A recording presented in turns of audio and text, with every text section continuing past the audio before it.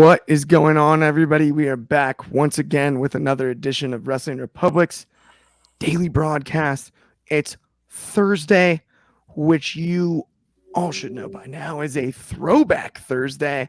As always, I'm hyped to be here, and this is the point in the show where I might normally say, I've got the usual crew with me, but I don't today. I don't. Let me introduce first Anthony Ricciardi, our head of opinions from Philadelphia, who's always on Throwback Thursday. How are you doing on this Thursday, my friend? I'm doing all right. Not too bad. Not too bad. I got a well-performing reel. So I'm very happy about that. And we have Dynamite to talk about and a really fun throwback topic that I'm very much looking forward to talking about. I am stoked to break it all down. We've got Dynamite, but I'm even more stoked because it's not very often that I get twice in the week to work with my Tuesday night co-host from off the air. Good morning, afternoon, and evening, Drizzy. How are you doing, my friend? Good morning, afternoon, and evening. It's the guy you should believe in. Drizzy is in your building, in your face on a Thursday afternoon. All caked up on a Thursday afternoon. What is going on? What? Hold on, wait a minute. Hold up. This is not off the air. My bad. I was really about to go into my off the air stuff. It's not off there. My bad. Daily broadcast. My bad. I've been on load management for a while. I'm like LeBron sometimes. So I gotta just sit out a bunch of shows and then come out of nowhere. Off the bench sometimes. But I'm here. Let's go. I need to talk about some AEW. I don't get a lot of chances to talk about AEW. Number one in our hearts, and also, as I know, very knowledgeable about AEW. So we're stoked to have you here for this show. Also, congrats to Shad while we're up, guys. I mean, big week for Shadi, our good friend, the Tuesday Night Delight. He got that ring. It's awesome. He's got the ring. He's got the ring. He got his ring. The Eagles didn't. Sorry, Anthony. I'm kidding. But, this is about to be a two-man show. Real quick. Anthony's like, wait a minute. It's too soon. It's too soon. That is even better to see it for a full week yet. Good. Shad in the comments, man. With that guy doesn't look like Shad. He does not. It's big. I don't know who that guy is. I don't know. Boo that guy. Know. Boo that guy. Yeah. Yes. Salute. Absolutely. Yeet. No yeet. No Shad, yeet. Shad, did you get the trash talk? Did you notice that? Yeah. I love it. He's getting overconfident because you're not on here. Two Eagles fans he can't handle. But, I did handle this. Yeah, that was me. It was a low blow. With the Chiefs repeating, I gotta take it while I can. I mean, remember we were pretty terrible when I was a kid, and I'm pretty confident once Patrick Mahomes decides he's done playing football, we'll return to the very best mediocrity. Listen, I'll give you that one since after all, I beat your all-time reel this week. So I'll give you that one. It's okay. It's okay. Look at even I'm catching strays. It's still NFC East. You have a Giants fan with you. I love it. It's still NFC East. It's still NFC East. G-Man. No, I did not plan this. The jersey just happened to be here. I can't lie. I know this is conflicting, and I promise we're almost done talking about football, and we'll break down all the wrestling. But I've got a soft spot for the Giants because I needed them to beat Tom Brady twice, and they did it. And they did it. Eli Manning is long my favorite Manning for 2 games of football. For 2 games of football, he is my favorite Manning. You said he has an impressive one because he beat Brett Favre in that same playoff run. In the same run with a 9-7 team. I will say, though, they had 4 of the best defensive ends in the league, and I promised that would be the end of our football talk. So we are going to break down AEW Dynamite and then get into Throwback Thursday today, of course. Thanks so much, everybody who's joined us so far. Let's talk, though, about the Young Bucks and Top Flight. The flight of top. I mean, it's what we expected. I made a Cirque du Soleil comment yesterday on the show. This was better than that. It was Cirque du Soleil fighting. And that athleticism is nearly impossible to quantify. I enjoyed it. And then the promo after the fact between the Bucks and Darby setting up for Sting's final match, I'm starting to really come around. I was initially hesitant on the idea of the Bucks. against Darby and Sting for Sting's final match, but it makes sense. And it checks a box for both sides. That's really cool because it really links multiple generations. Sting's been doing this for 40 years, right? And if you look at what the Young Bucks are doing, it's super new and unique. I think it's telling because I would imagine that Sting has a lot of say in who his final opponent is. Supposedly. And if he's in on the Bucks, I am too, especially after last night. And honestly, Bucks Top Flight to me is just pure entertainment. I don't care what anyone says. I'm good friends with Ignacio, but this wasn't just flip flop and fly. It was better than that.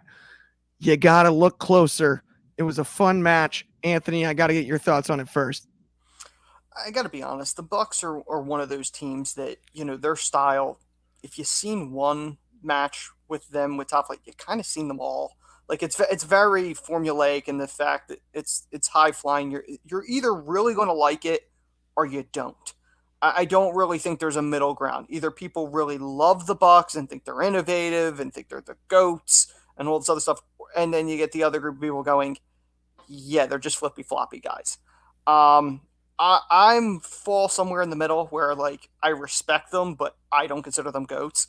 I thought it was a highly entertaining type of match, but really not majorly my thing at the same time. The promo, first off, I know Darby wears them all the time. I hate those boots that he's wearing. They look ridiculous. The Frankenstein boots, I don't know what the point of those are. The promo, although It's a bit too much funk. Yeah, I'm with you on that. That's the way I would describe it. It's too much funk. I like the realism in it, in the sense that he's bringing up the past, that the Bucks didn't want him. Nobody wanted him in AEW other than Cody Rhodes, who'd left.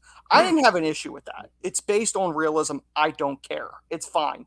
I know people were complaining, he's mentioning Cody. It's still realism. What's the difference? Yeah. People complain when WWE ignores things from people's past. I didn't have an issue with that. But at the same point, I still don't feel this strong tie to this being Sting's last match.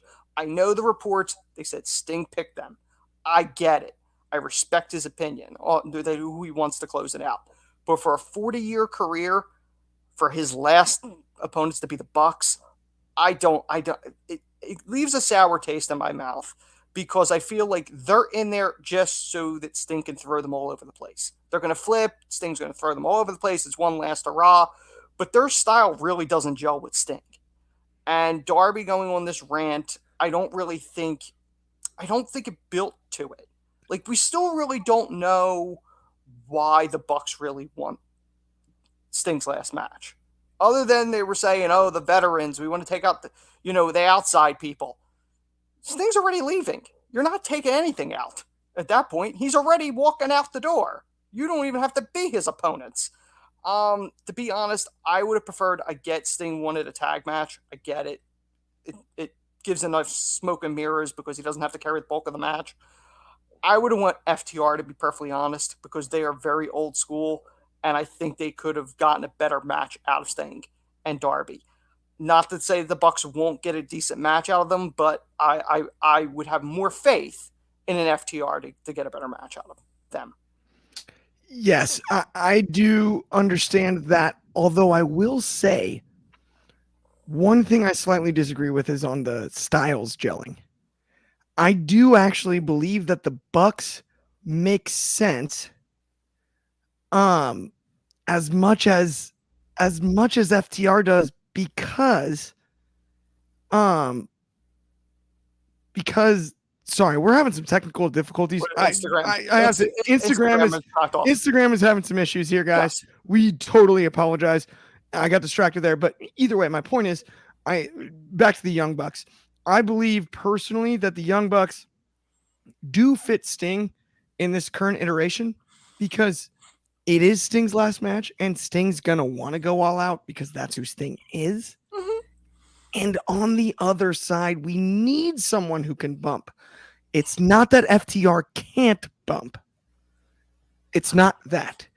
But I think the level and the stylistic difference is what to me makes this one more intriguing. The only other issue that I have, and I know we got to move on.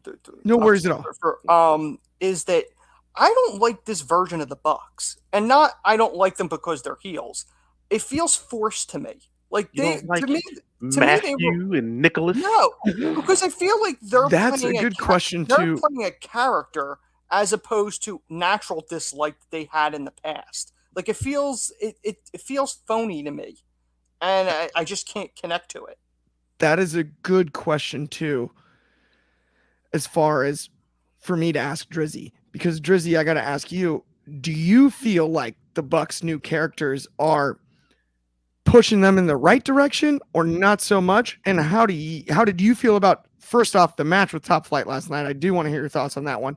But more importantly, that final match at Revolution against Sting and Darby Allin, the new AEW Tag Team Champions.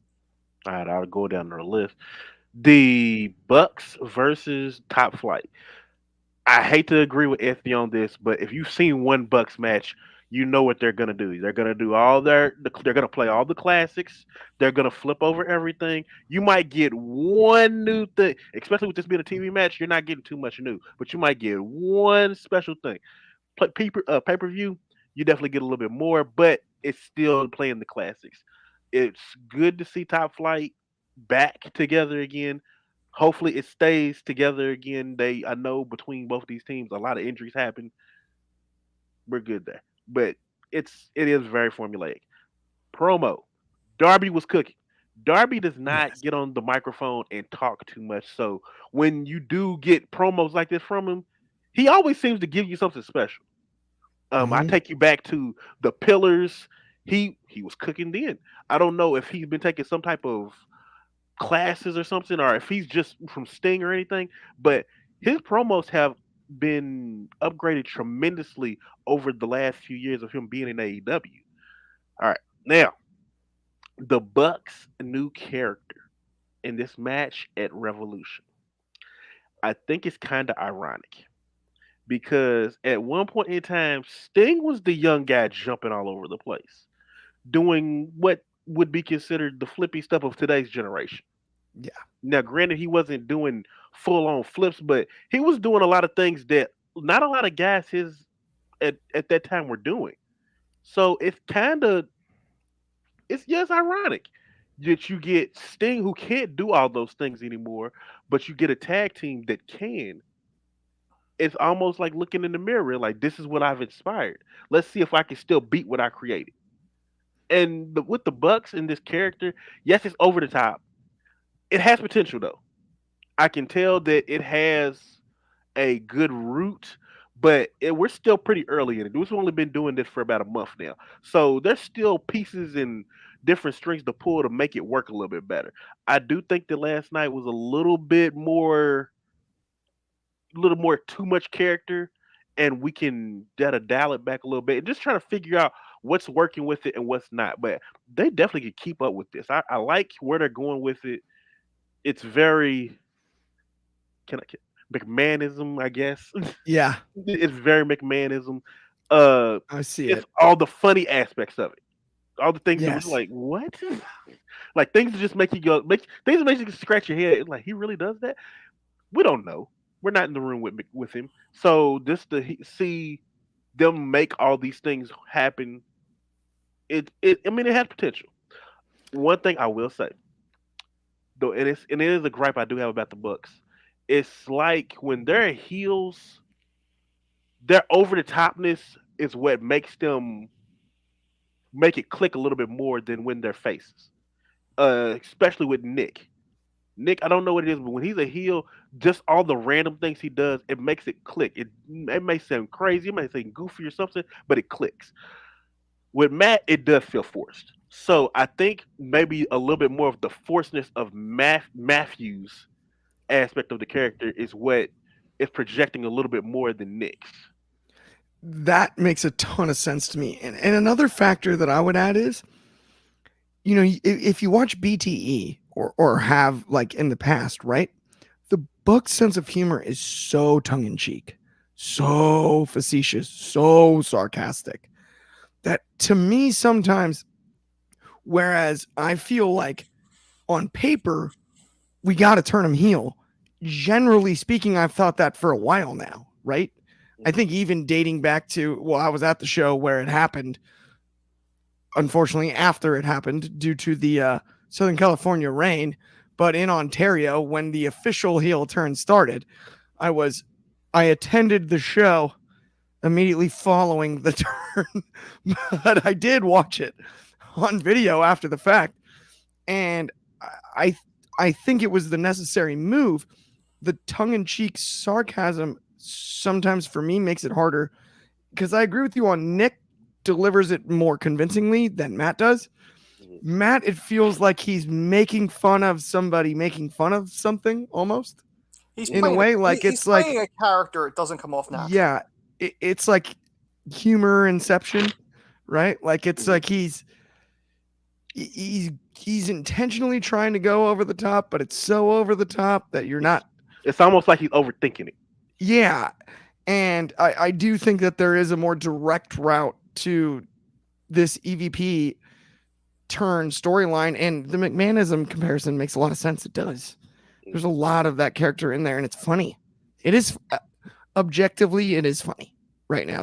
What the Bucks are doing, it just more convincing heel because it is Sting's last match might be the only complaint I could see, right? As a team. We got a much more great comments here, though. We've got Shad. I gotta shout him out. He goes shaking my head. I root for the Chiefs once, and this is what Clark does. That is funny. We got awesome comments here, and really nice ones from Sean's View Entertainment, I believe, or ENT. Yeah. Epic, great show here. Big respects. Andy agrees with our takes there on the Young Bucks and Top Flight. We really appreciate that. And of course, we got Bobby Petito in the building as always. Shout out Bobby. We love you, Bobby. He's a big Top Flight fan as well. And CJ Rich is here too. Hello, everyone.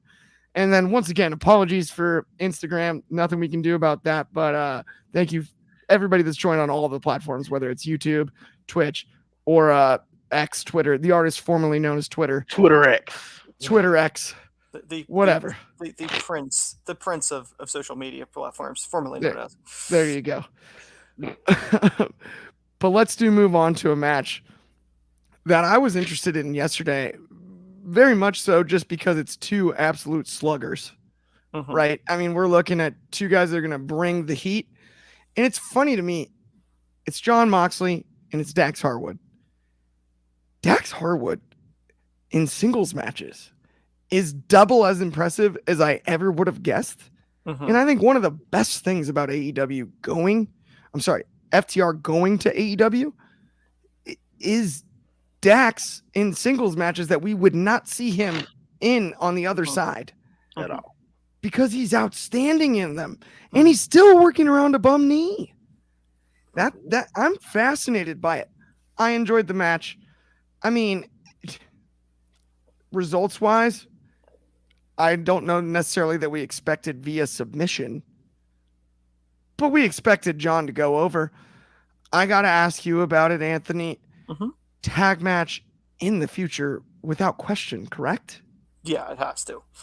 One of the strongest things with AEW, with their Dynamite program, from what all the weeks we've watched, I think they usually open the show very strongly with a very strong opener. And I think this followed the same path.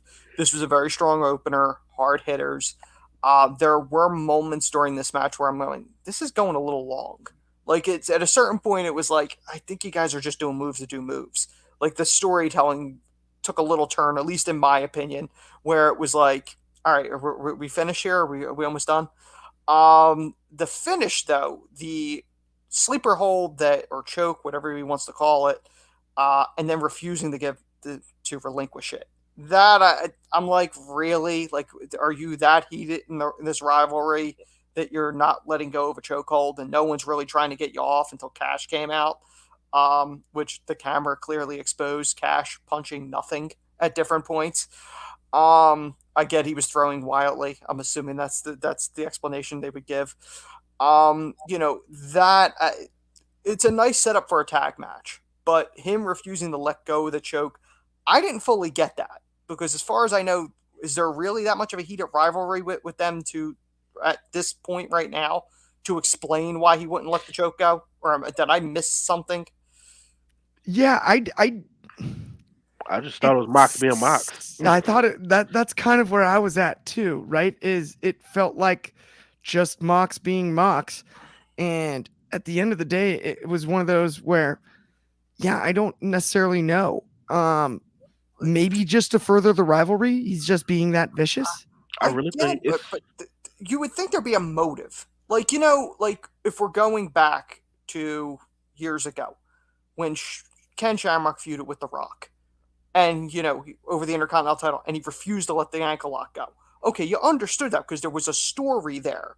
Mm-hmm. Him refusing to let go of the chokehold, which, as far as this is the first time he's refused to let it go, right? In recent memory? In recent memory, yes, but he does. He'll hold something in for a while just to. But usually it's in a rivalry. It's not just a standalone. No, first. That's what I'm saying. This is. Yeah. I want you guys to, with that same logic. I want you to remember this is the same guy that went into a feud with William Regal just because it was Tuesday. That is such a good point. Mox doesn't have a lot of logical motives to why he does things. No, I know, and that hurts my appeal to him because I like logic. I like in a weird way. I like logic, but I kind of also respect his viciousness. So like there is logic because to him it's really just about fighting, and I also think that's something that protects Mox in a way. Is the Jon Moxley character in the way that the Dean Ambrose character was corny in being crazy?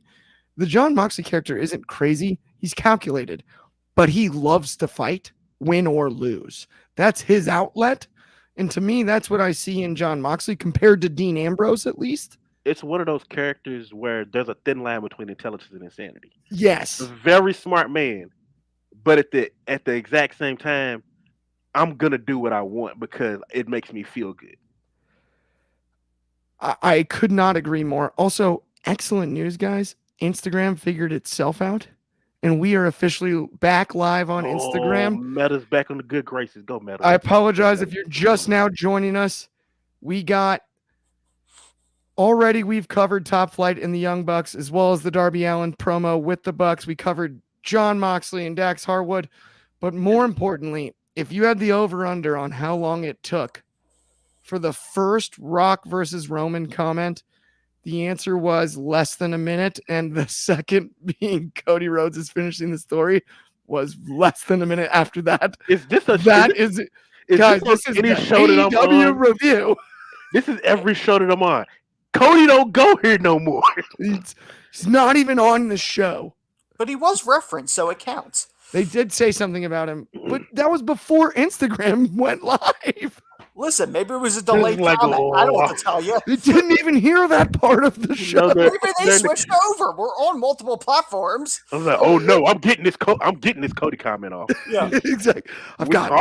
We're talking about the story. It's my time. He's finishing the story.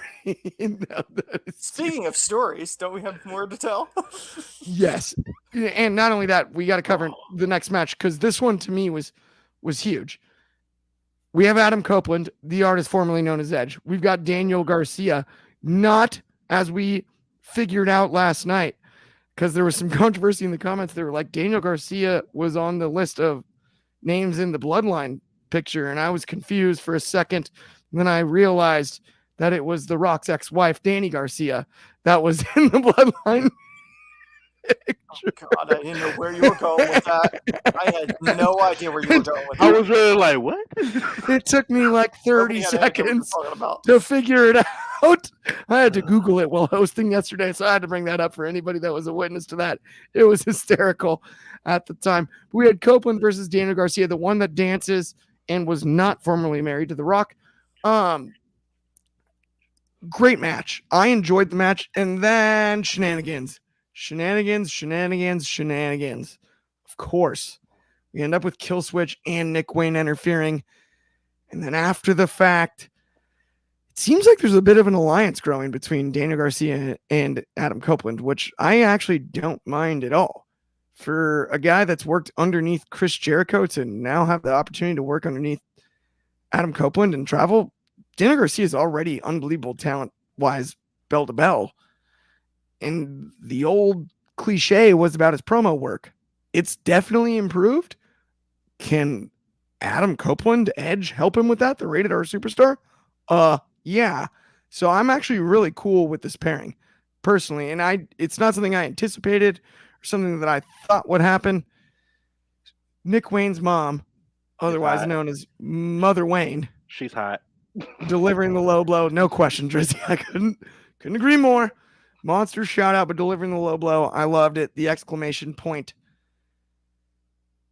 The concerto spot. Always great. When you see the concerto set up, just for nostalgia's sake. I like the way this whole thing was done. What I'm trying to figure out is what the direction is for Revolution specifically. And Drizzy, I got to ask you, what are your thoughts on everything that went down last night? And more importantly, where are they going? So I have had a big issue and a big gripe with the entire Edge Adam Copeland since he came back. I don't know, since originally coming back, even in the other company. I don't know what it is, but he just doesn't translate to me now. He does not translate to me all the way in AEW. Even though I've seen him live in AEW, I misjudged the hype. Seeing him live is great, but I have not been a fan of a lot of the things he's done in AEW except for the match at World's End. Now I say all that to say I actually enjoyed the match last night. You very seldomly see Edge in a match where he's the bigger guy, he's the one with the more weight. He wrestled a face mat wrestler match, and I really enjoyed seeing him take and dissect Daniel Garcia's arm, and Daniel having to find a new way to handle himself in that. Um, it's I mean it's just different, and I don't enjoy, like I said, I haven't enjoyed too many things that Edge has done since he's come back. This feud, it has also drugged for me as well. It only seems to be good at the pay-per-views, which I guess is really what only matters. The payoff is the only thing that really does matter in these feuds. I'm just ready to kind of get to the end of the road where we see what happens and just our Nick Wayne and Kill Switch Luchasaurus, whatever we're calling him now. If any of this story, how this story ends, I'm just ready to get there because it has drug on way too long for me. I know we had to make it last from month to month, about almost 2 months maybe. Let's just get there because yeah, I'm kind of over it. Yeah, I And Nick Wayne's mom is very hot. she is. And we extended the Copeland Christian storyline, I thought, in a positive way. The follow-up has felt very just nudge the chess piece along. Hmm. And to your point, the payoffs seem to happen only on pay-per-views. So part of me is wondering if we'll look back on this in hindsight more fondly than as it's happening. You know? That's my only thing. Maybe it's a big maybe, but I don't look back at the WWE stuff that Edge did too fondly. Like I hear that. after the Royal Rumble return, it's just kind of okay. He came and did a whole bunch of stuff that we're not too big on, other than getting stacked by Roman Reigns of Mania. Now we're coming back to True. AEW, and we see him in a hell of a match with Christian on at World's End. But that's pretty much the highlight of it for me right now. So To this day, though, I still don't understand how Roman Reigns and the WWE got both Edge and Daniel Bryan to agree to take that stack pin Daniel spot. Bryan agrees to everything just Unbelievable. because Daniel Bryan does not care as long as he's in a wrestling ring. That was the most like, let's squash two of the most believable competitors at one time. Like that one in hindsight, I feel like is not. I was fond of it at the time because one of those weirdos that as an adult likes to root for the heels. But like in hindsight, it probably was over the top. Well, it helps with the legacy. Like when this reign is over, Right. that's a phenomenal visual. Like if you're recapping, I understand why. And Brian was on his way out anyway, so what did he care? Yeah. It's just 2 Hall of Famers at once, and now we're supposed to believe that just Cody Rhodes can beat him. I don't know. Are we going down that path? Cody's back. No, we're Cody's not. back. We're not. We're not going there. I feel like We we are need a Cody. not even allowed. We need a Cody. You're the one that went there. We're talking very quickly. In fact, we're talking about the Samoa Joe and Swerve Strickland stuff, Yeah. which I am beyond excited for. Mm-hmm. Swerve Hangman, dude. Swerve Hangman could wrestle pretty much every day, and it would take a long time for me not to be entertained. Mm-hmm. It would take a number of weeks. Mm-hmm. It's just what they do bell to bell against each other, the rivalry, the entire thing, outstanding. I think it's finally Swerve's time, though, no doubt. As great as Samoa Joe was as that transitional champion, we had the faux bidding war of 2024 on the way. Headed into January, Joe's carried it with dignity and pride. He's got his stamp on that title for life. But it's Swerve's time, isn't it? I don't know what you think, Anthony, about this one, but I gotta ask you, is Swerve the full babyface like I'm feeling, or do you have a different thought on it? See, here's the thing. I loved the Hangman Swerve feud. And I get they wanted to do the double turn. And I think the triple threat would be very good. I love Swerve. I think it's believable. Like, he has the gripe that no one's looked at him as the man. You know, he was let go.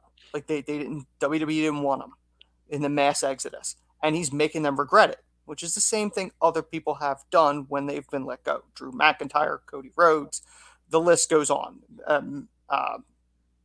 So this is something that I love the promo.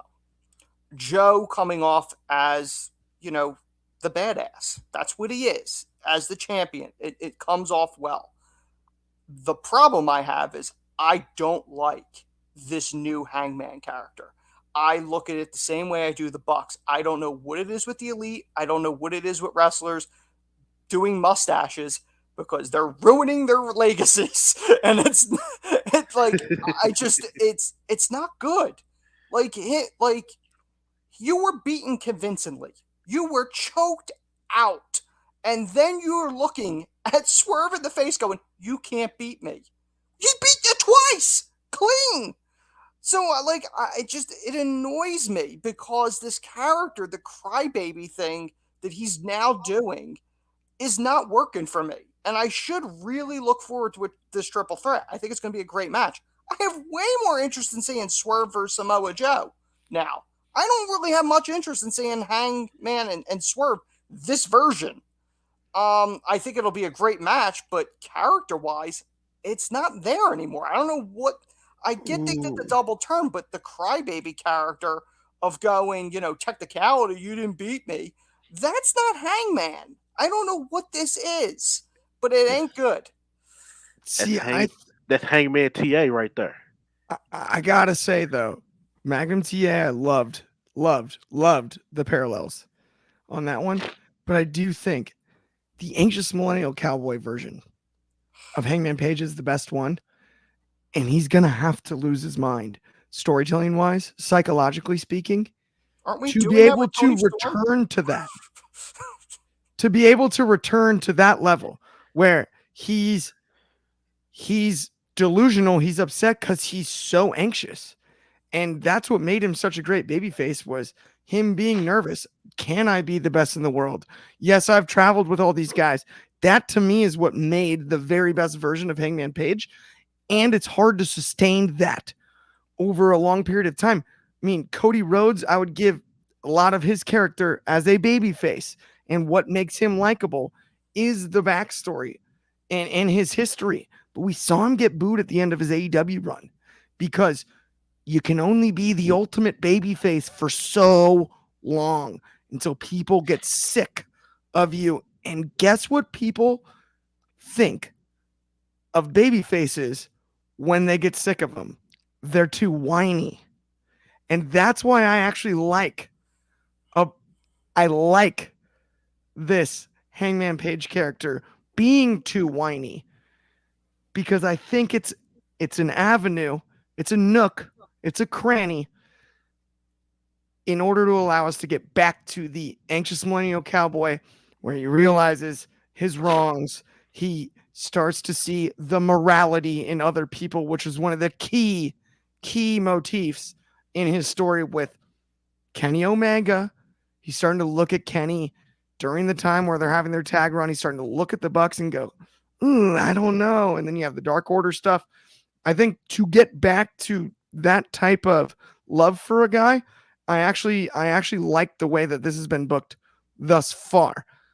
I will say, though, not everyone agrees, and I totally understand that. Let's move on to something that I hope everyone can agree on. Willow Nightingale and Sky Blue, two of the most scorching wrestlers as far as the AEW women's division is concerned. Both, in my eyes, still baby faces, despite the fact that that's not necessarily the case on screen. The right woman won last night. Willow Nightingale deserved this victory. Willow Nightingale has needed to carry the TBS title, in my eyes, for well over a year. Since Jade Cargill left, Willow was the logical person to carry that title and return it to the level it was at. There was a time where it felt as important, if not more, than the AEW Women's World title. And things changed. Things totally changed. But this is Willow's title to win. And I think she deserves it. She's bell to bell as good as anyone in this business, man or woman. Drizzy, I got to ask you about the match last night. And how ready are you for Willow and Julia Hart? Historically, I have said on multiple occasions, if I'm building a company, my top baby face is Willow Nightingale. Her matches are so enjoyable because she gives this energy of just fight. Oh my God, it's impossible to not like this woman. It is truly she is stuff that good baby faces, badass good baby faces are made of. She doesn't take too much crap. She still got the smile on her face even when she's punching you in the mouth. And last night, putting her in that match with Sky Blue, with her Julia Hart as a Julia Hart proxy, was a taste of what you could get when you put all your cards in the right place at the right time. You're basically hitting blackjack 21. You have a great concept for heels with Julia Hart and Sky Blue, and you have your top baby face. The moment she gets that belt, the TBS title will be back where it was originally. It may not be bigger than the not WWE, the AEW women's title because Tony is doing such good work, but it definitely will get that women's division going in the right direction. Slowly, they've been getting there. Again, they're slowly getting there back where they need to be. But Willow is what that title needs. That match was absolutely great. I'm gonna try and keep it short because I know we got some other stuff we got to talk about. So, Oh, we're good. We got time. We are going 60 minutes today, by the way, for everyone but I mean, I couldn't agree more. David Maj added Willow's got mad spirit. I couldn't agree more. Bobby Batito added Willow Nightingale is great. She would be a great opponent for the TBS championship at AEW Revolution. No question, my friend. No question about it. She's earned it. I was at a show early last year at the LA Forum.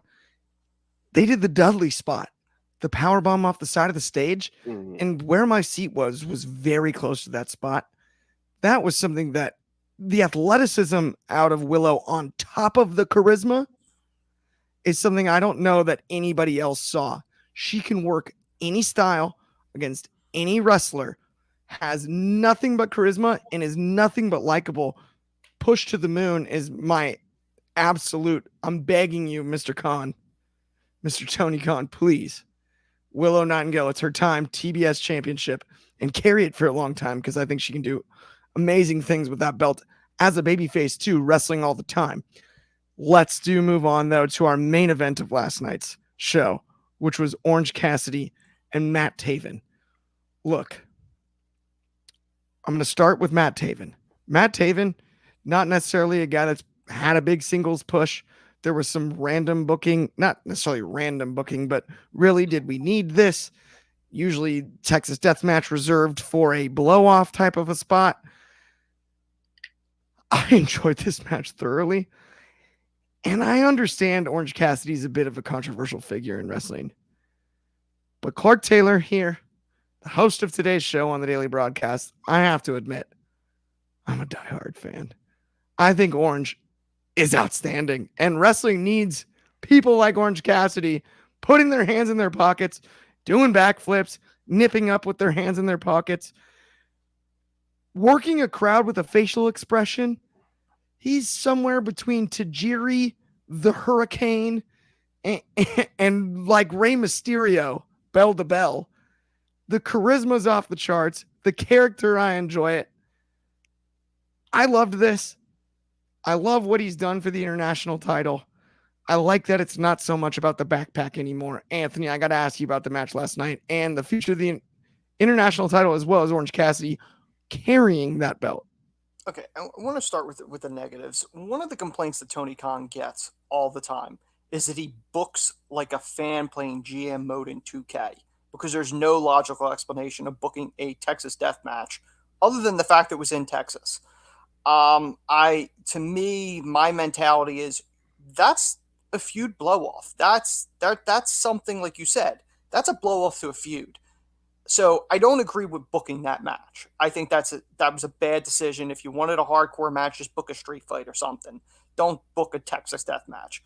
The match itself, for what it was, even though there was no real rivalry there that it made sense, I thought it was a solid match.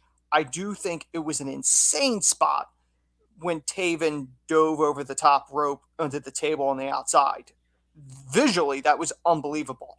Crazy to do it on a TV show in a throwaway match, but I do think Orange Cassidy has, with that international title, is almost like R-Truth with the 24/7 title. He's like synonymous with it. And I really do feel like Orange is elevating that title to the point where it's probably more prestigious than most of the titles in that company. All 27 of them, or however many there are at this point, because it seems like every other week Tony comes out with another belt. But I really think this was a solid match. I think him against Roddy at Revolution is going to be very good, because Roddy is that type of performer that can really make this work. So I think there's anticipation there. I'm more interested in that match as opposed to some other matches that have been announced. I totally agree with you there. Roddy and Cassidy's going to be fun. Very. And Roddy's character work, I actually think, is the most unique of his career. And it's funny because I was highly critical of it in the early stages. It's funny because Roderick Strong is not known for character work at all.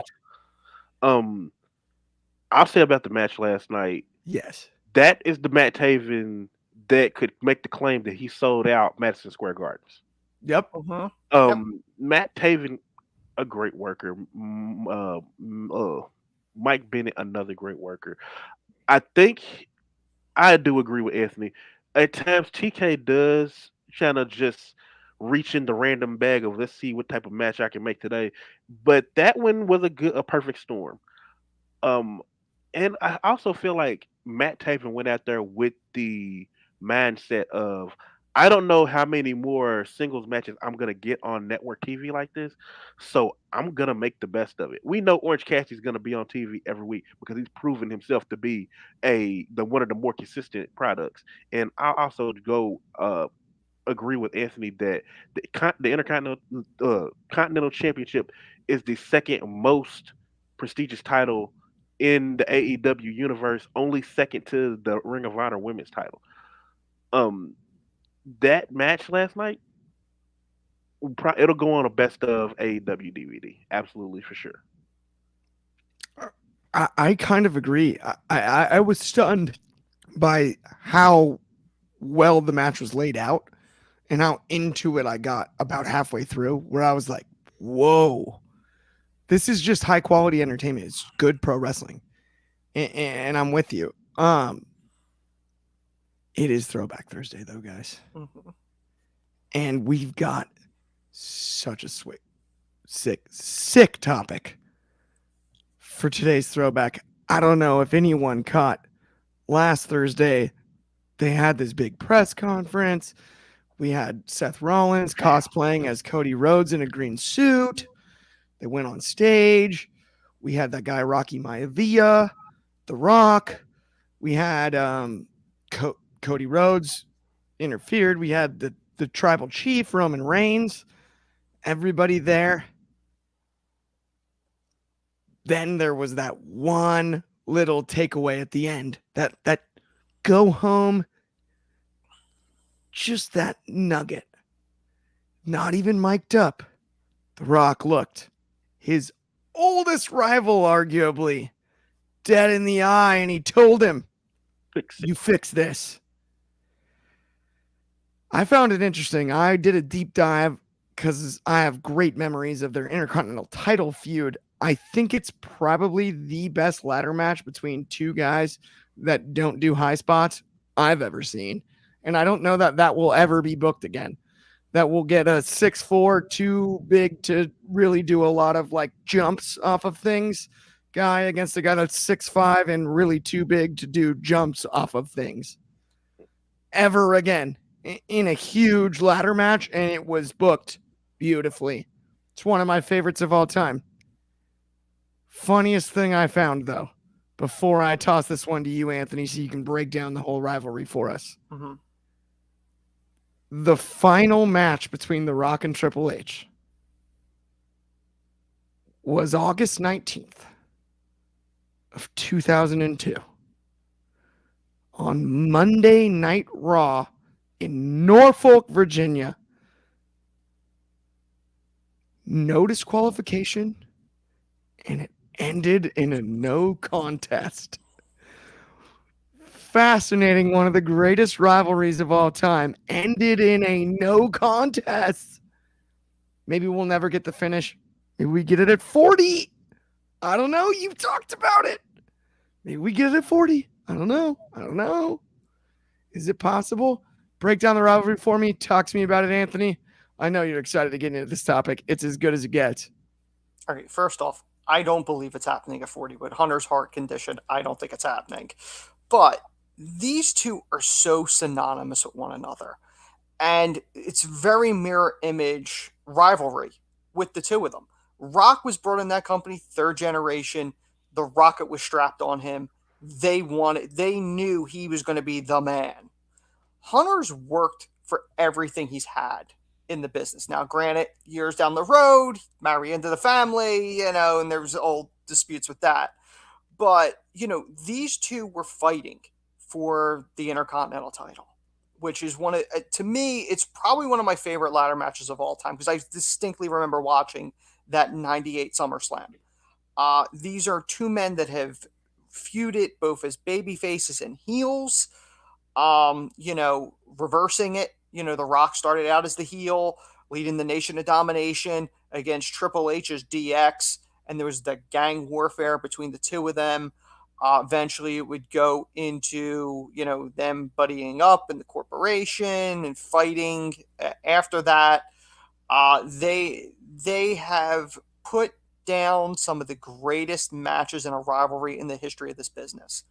And it's funny that, like, when you talk about who's somebody's greatest rival, there's always a dispute with Triple H, because, a lot of people say Shawn Michaels, and that's a valid one. That's what I would say. A lot of people would say Mick Foley because of their history. That's what I would say too. 1A, 1B.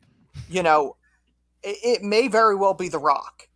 For me, Shawn would probably be the number one, but if you're looking at just their entire career fighting one another, it's probably Hunter's greatest rival is The Rock. And The Rock, a lot of the same people. It's, Austin. It's Mick Foley. It's Triple H. They feuded with a lot of the same people, and they're some of the greatest rivalries in the business. One of the most iconic ones that I remember during the DX Nation phase is when DX dressed up as the Nation, and Triple H came out as the Croc, and made fun of the Rock there. He then would do it again with DX when they made fun of the corporation. So I believe they're the only two times he played the Croc. I believe that I can remember. But those guys have they get pure chemistry, no matter when they're on camera. One of the images that somebody pointed out the moment the press conference thing happened was years ago, about 10 years ago. The Rock was making an appearance, I believe, hyping up the 15th anniversary of SmackDown. Yes. And he was backstage, and they hinted at, what if we did this one more time at a Mania? And people were freaking out because they're like, oh my God, is this going to happen? And it was just great chemistry. Like, they got real close to one another. And it's just the two of them going, I'm not backing down, but this is kind of uncomfortable. All right, we're going to back down on 3. And it was like they're going back and forth, and they eventually break away. And they're like, all right, let's get something to eat. And Steph goes, what is it with you two? Every time he goes, he's a millionaire, movie star. He's paying for dinner, cheapskate. And you hear The Rock in the background. I heard that. Like, it's just, they have just natural chemistry. And, as much as I would love to see them one more time on the grand stage, I don't think it'll happen, but a part of me really wants to see it. If Hunter felt comfortable enough, Rock is one of the few people that I think he'd be comfortable in doing a match with. I think it would be Shawn. I think it would be Rock. Maybe Austin, but I think Shawn and Rock would be the only two that he would even consider doing it with. I don't think it'll happen, but a small part of me wants to see it. No question. I would love to, pending health, right? Yes, I don't want Triple H to push anything that is unhealthy Absolutely. at all. Not what I'm saying, right? In no way. Yeah.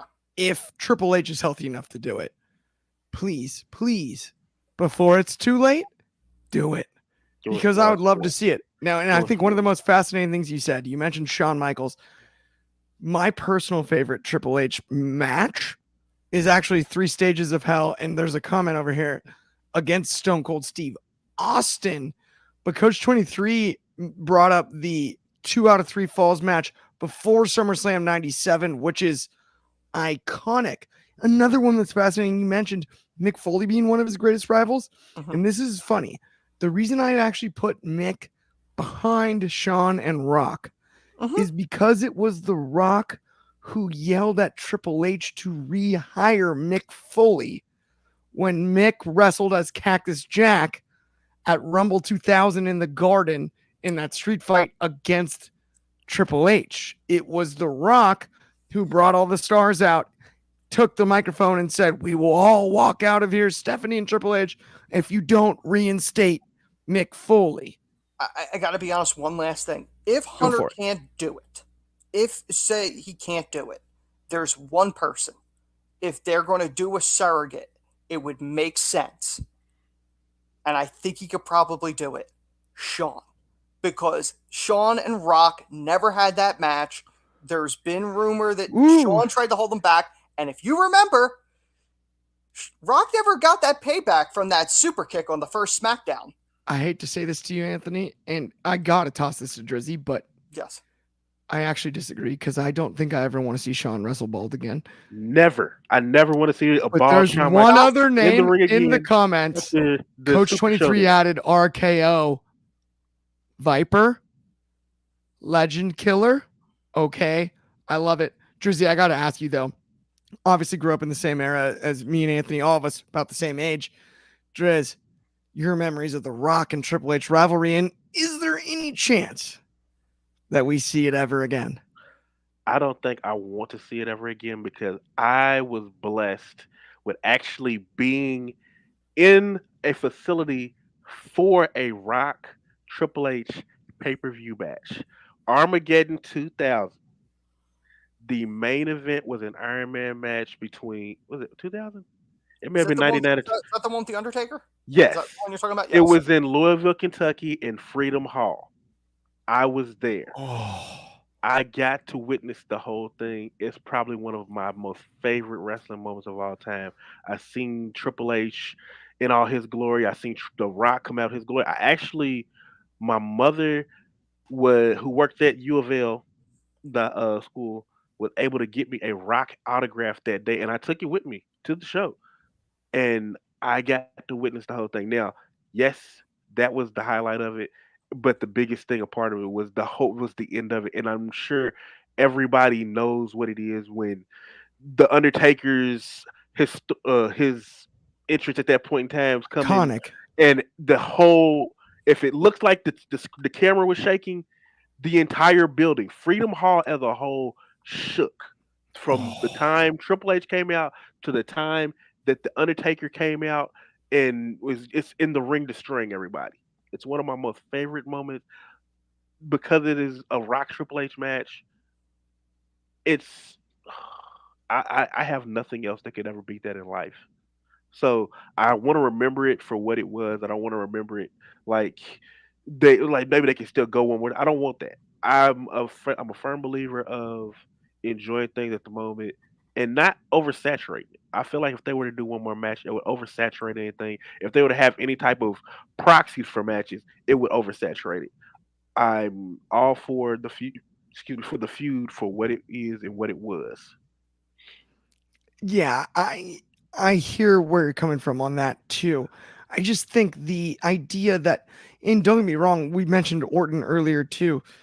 Triple H's last match against Orton is serendipitous. It's cool, leaving his boots in the ring at Mania, Mhm. and health is most important, right? Yes, Like absolutely. Yeah, yeah. it's a No, heart issue. Like that is one number hundred one. percent. I am not suggesting Hunter risk his life But I to have a gotta match. say, if it's possible, if it's medically safe and possible, I I mean, it was really funny because my opinion was not going to be such, Mhm. right? It Same. wasn't. And then I went back and looked at everything, and the fact that a no disqualification match on Monday Night Raw was the final one and it ended in a no contest. It's like, oh man, you never know. It's an interesting topic because that could main event night one. And I don't know, and we're running out of time here, so we don't have time for a main event of night one conversation. Both of the potential big women's matches make sense to main event night one, but we got to crank it up to the next level. Otherwise, we're in trouble with the comparison. I think the only way you could do the Austin Rock match is, or the Rock Triple H match is a lot of the same way they did the Austin Kevin Owens. You got to smoke and mirror it. Like if anybody expects a marathon match, you're not getting that. Definitely not. Definitely not. 100%. Elaine Stay Dumb added, what do you think D1 colleges look for? And I would say I believe I that's would directed to you, Clark. get good grades and practice, and anybody can do it. And if I was you, I would respond to those emails from coaches and letters quickly. That one helps. Just right. Medulla Prompt. oblongata under everything. Yeah. Medulla On time. oblongata. Yeah, make sure that they know you can spell that too. I would actually add that as well. Oh man, this has been an awesome show, guys.